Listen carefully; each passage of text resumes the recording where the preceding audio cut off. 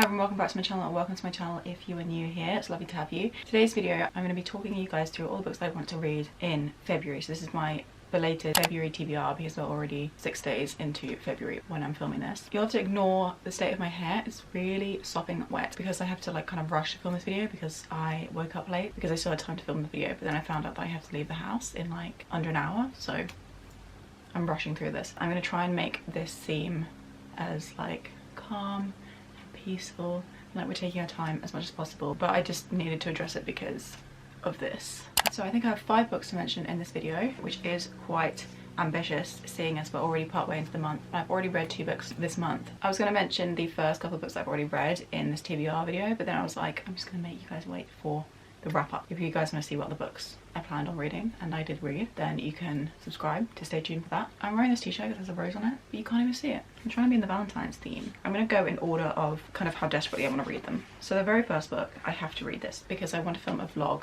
on it. So for me, February is quite a weird month because I'm going on 3 separate trips, but one of those trips is to the seaside, and so I'd love to bring a book with me, and the book that I've chosen is Beach Read by Emily Henry. So really this couldn't be more perfect. This is the first of Emily Henry's books. I own all 3 of them, but I want to have read at least one of them, if not all 3 of them, by the time her new release comes out, which will be in April, which is called Happy Place. January is a hopeless romantic who narrates her life like she's the lead in a blockbuster movie. Gus is a serious literary type who thinks true love is a fairy tale.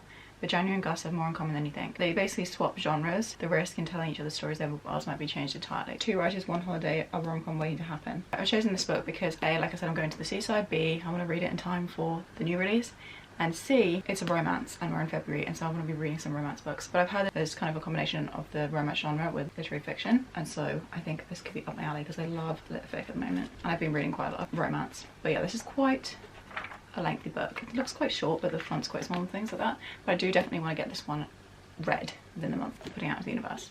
Right, then when I've rushed through that book, I think it could be nice to break up the reads a little bit and read a book of poetry. But this is Night Sky with the Exit Winds by Ocean Vuong. I haven't read anything of Ocean Vuong's before, but I've heard fantastic things. I found this little one in the charity shop for £1. Couldn't go wrong. I haven't read a poetry book in a little while, so I think it's kind of needed. I love having a poetry book kind of on the go, but just to sit down and like kind of dedicate myself to going through a collection is something I love to do. So I think this should be a good one. I'm not sure what the themes are. Okay, it says, steeped in war and cultural upheaval and wielding a fresh new language, Vuong writes about the most profound subjects: love and loss, conflict, grief, memory and desire. Like I said, I'm going to be reading lots and travelling around, so it's always good to have a book on my Kindle on the go. So I've chosen for this Better Than the Movies by Lynn, which I actually don't know anything about, but I bought it the other day. It was on the Kindle Daily Deal, 99p. What I've heard about this book is basically that it's very YA, which is kind of like a category of books I've been moving out of a little bit. I'm not completely as in love with it as I was, obviously, when I was younger and more like suited to that age category. But this book has fantastic reviews about 2 next door neighbours, and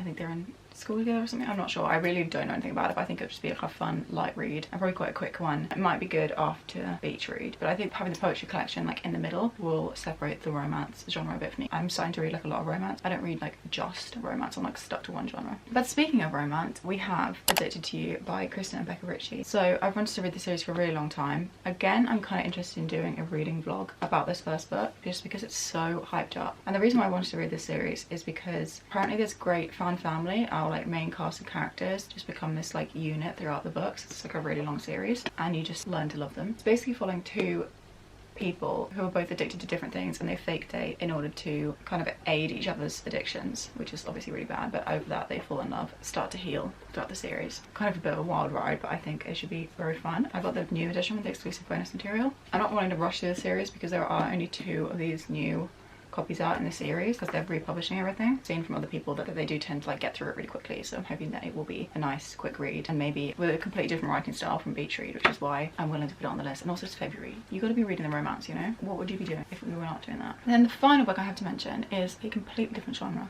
but I was just thinking, I used to read a lot of fantasy, and if I'm in one of those moods where I'm just craving a fantasy, I haven't read one in a long time and I need it, then this will be the book that I'll be picking up, and that is Lapvona by moshfegh. This book has been on my TBR for the longest time. I received this book for my birthday in July. I started putting it on my TBR kind of like October time of 2022. I still haven't picked it up, and it needs to happen, you know. If it doesn't happen this month, then it will definitely happen in March, I feel. At least if I get this book kind of started in February, I'd be happy. It's set in a medieval fiefdom, so it's like a village or a little town that's overseen by a lord, and all the people work the Lord to pay their taxes to the Lord. And it's just about the complexities within this community. There's also elements of fantasy, like I said. I think there's kind of a dark magic that goes throughout it. Touched on different themes of like politics and religion and witchcraft and greed and all these different topics, which I think should be really interesting to read about. I've never read an Ottessa moshfegh, but I'm excited to give it a go. It's also meant to be absolutely wild, so I was kind of considering doing a reading vlog for this as well, but that would be a lot of videos, so I'm not sure. One of these might not happen, but we'll see. But yeah, that's Lapvona by Ottessa moshfegh.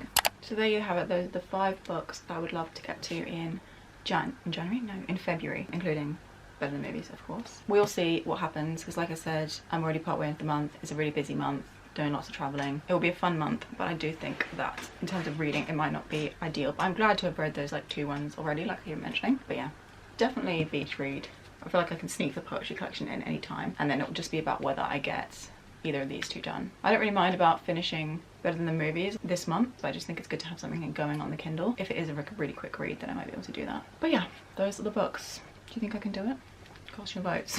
I'm not sure. But anyways, thank you guys so much for watching this video. If you're interested in any of the reading vlogs or anything that I've been mentioning that's to come, I have lots of fun videos planned. I'm having to pre-film a lot of things so I can upload them and schedule them for my Wednesday and Saturday uploads across the next coming weeks. There are tons of ideas and like fresh new videos on the way. So if you guys would like to subscribe and stick around to see that, then feel free to. Absolutely love to have you here. Thank you for putting up with my wet hair. I managed to do this in a record amount of time. I literally don't think I've ever filmed a video this quickly, so hopefully I've actually mentioned everything I wanted to say. But yeah, I'll see you guys on Saturday for a new video.